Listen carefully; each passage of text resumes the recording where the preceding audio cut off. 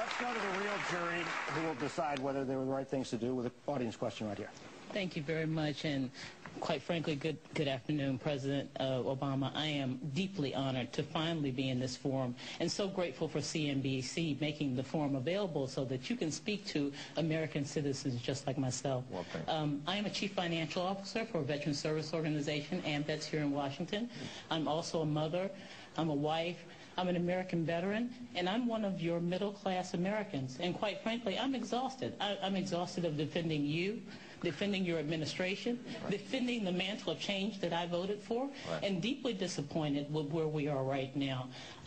I've been told that I voted for a man who said he was going to change things in a meaningful way for the middle class. I'm one of those people, and I'm waiting, sir. I'm waiting. I don't feel it yet. And I thought, well, it wouldn't be in great measure. I would feel it in some small measure. I have 2 children in private school, and the financial recession has taken an enormous toll on my family. My husband and I have joked for years that we thought we were well beyond the hot dogs and beans era of our lives. But quite frankly, it's starting to knock on our door and ring true that that might be where we're headed again. And quite frankly, Mr. President, I need you to answer this honestly. Is this my new reality? Well, first of all, I think that you describe exactly what is the bedrock of America.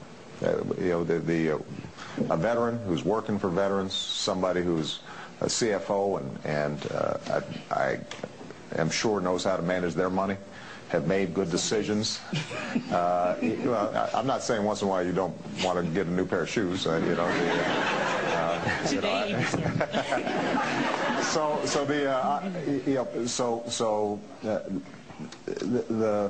the life you describe, one of responsibility, looking after your family, contributing back to your community, that's what we want to reward. Now, as I said before, times are tough for everybody right now. So I understand your frustration. But I would just, when you say there are things that you'd like to see happen or you're hoping to see happen that haven't happened yet, let me just give you a couple of examples. I right now have 2 children. It sounds like you've got kids as well. 2 girls. 2 girls. You're going to be thinking about college soon.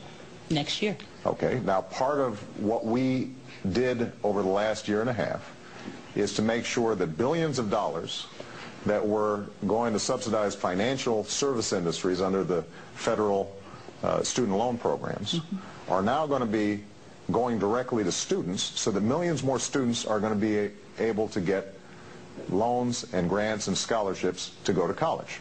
Now, that's going to have an impact on a whole bunch of kids out there, including maybe yours. If you have a credit card, which I assume you do. No. Well, see, but now you're really, now you've shown how responsible you are.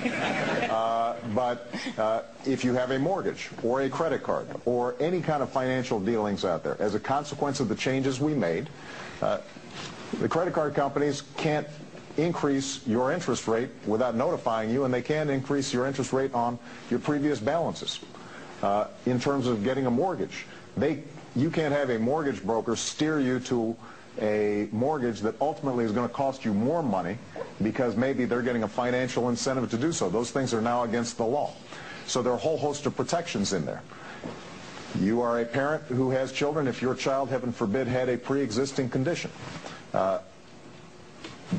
before I took office, you were out of luck in terms of being able to get health insurance for that child. Now, insurance companies have to give you health insurance for that child. And by the way, that health insurance company can't drop you if you get sick.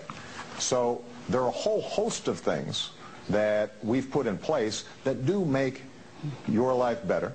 But the bottom line is, if your 401k is still down substantially from where it was a while back, if you haven't seen a raise in a long time, if your home value went down, depending on where you live, all those things still make you feel like, gosh, I'm still treading water. That's right. And so my goal here is not to try to convince you that everything's where it needs to be. It's not. That's why I ran for president.